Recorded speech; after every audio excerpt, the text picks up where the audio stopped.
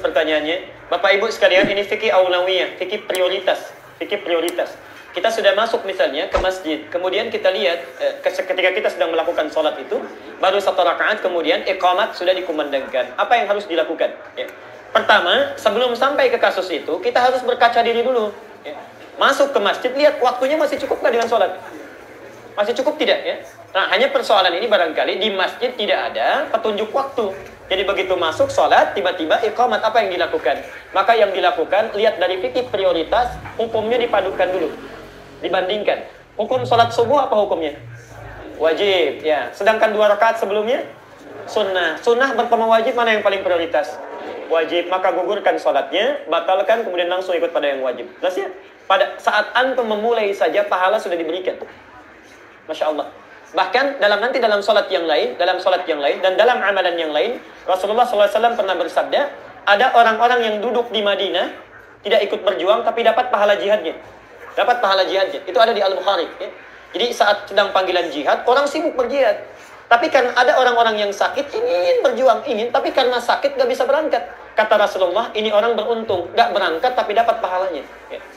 Dikiaskan oleh para ulama, orang-orang yang membiasakan diri konsisten dalam ibadah, kemudian luput mengamalkannya, maka pahalanya telah diberikan. Misal, antum misalnya selalu sholat qabliyah, ya. Qabliyah zuhur misalnya 4 rakaat, ba'diyah 2 rakaat. Satu kali perjalanan ke Bandung, ya. Istirahat di kilometer 57, tiba zuhur, ya. Macet kan boleh dikosor ya.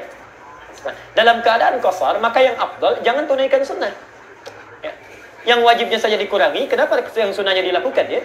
Yang wajibnya dikurangi, 4 jadi 2. Masa antum sunnahnya dilakukan juga? Ya?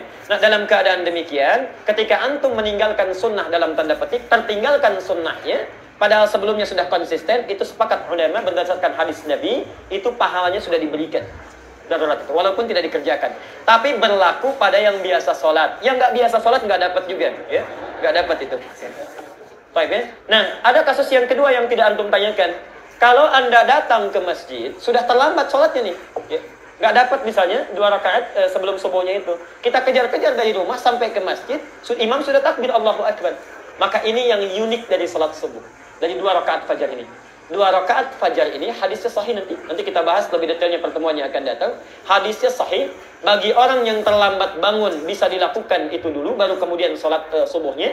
Bagi orang yang terlambat mengikuti jamaah, maka boleh dilakukan setelah sholat subuh itu. Ya. Setelah sholat subuh itu. Bisa dengan 2 cara. Cara pertama, langsung bangun. Selesai sholat subuhnya, langsung bangun. Kerjakan 2 rakaat.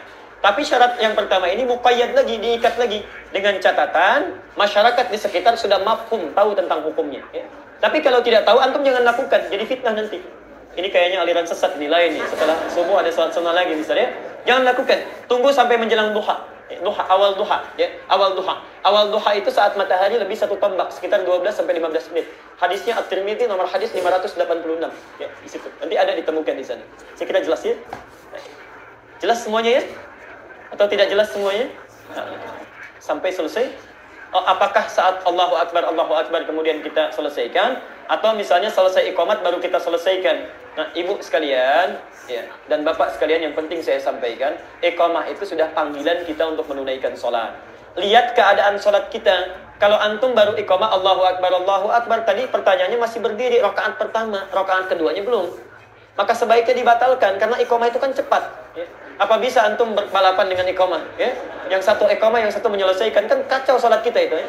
Pahalanya sudah ada, jangan memaksakan diri. Insya Allah pahalanya ada. Ya? Kecuali kalau antum sedang tahiyat akhir, ya? Sebentar lagi salam, iqamah dikumandangkan, teruskan sampai selesai. Kita prediksikan selesai iqamah, kita masih bisa bangkit, teruskan. Ya? Teruskan. Baik. Sekira cukup ya.